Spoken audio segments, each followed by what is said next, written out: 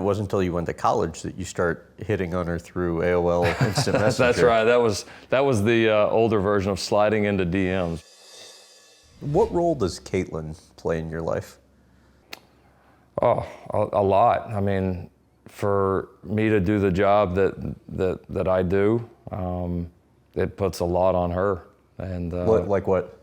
Well, first, I mean, the first most important thing is raising our girls. I try to be present as much as I can. I don't, outside of work and being with my family, I don't do much else, but I still get taken away from a lot. And so, I mean, that's certainly job number one. Do you feel this job allows you to be the type of father you aspire to be? I think in my commitment level, yes, but it still pulls you away from things that you can't get back. And which is hard. Oh, it's the worst part of the job. It's those times when you feel like you're in that position where you got to choose either job or family, and that's like, I got people dependent on me both ways, and in a weird, you know, my family depends on me doing my job well, you know, but my family also depends on me on being a good father and a good husband, and it's, yeah, no, that's sacrifice a lot of us make in this business, and we've tried to find ways to balance that. And if you don't have a spouse that is really in it and understands it and fully committed to it, I don't know how you would do it well. So what do you remember from how the two of you met in the first place? Just two small town West Texas schools. So you know, I mean, we're within 45 minutes. You know everybody in the town next to you.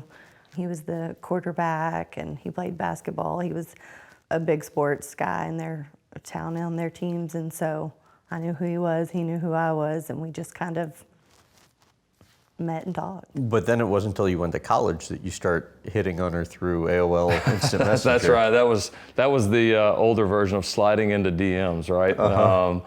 Yeah. We connected on Instant Messenger, and she had a sister that was going to school there at the time, and so was in town, so I'm there in Lubbock, and connected, and the rest is history. One of his roommates, I think, started messaging one night, and he pretended like he was the roommate. Maybe it was Lincoln, I'm not sure, one of them. And he asked me to go out on a date, and we went to see Sweet Home Alabama and to Olive Garden in Lubbock, and that was it. And after dating 2 years, though, you guys break up. Mm-hmm.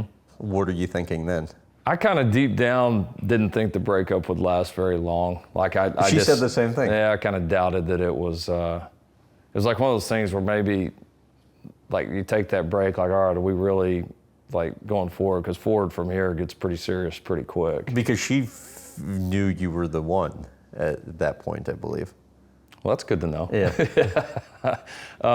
I would say we both felt that way at that time. He said, you know, at this point you're young, but you've dated for a little while.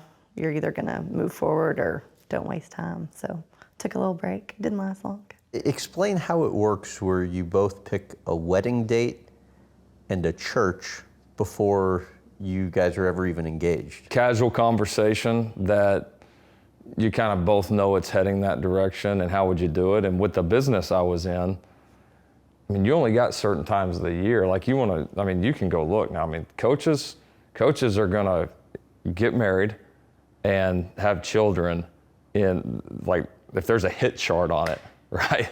You're gonna see the marriages in late June and July, just crazy. Like the people on our staff, I mean, almost everybody's anniversary is in July. It's really? funny. Oh yeah, that's all. I mean, it's the only time.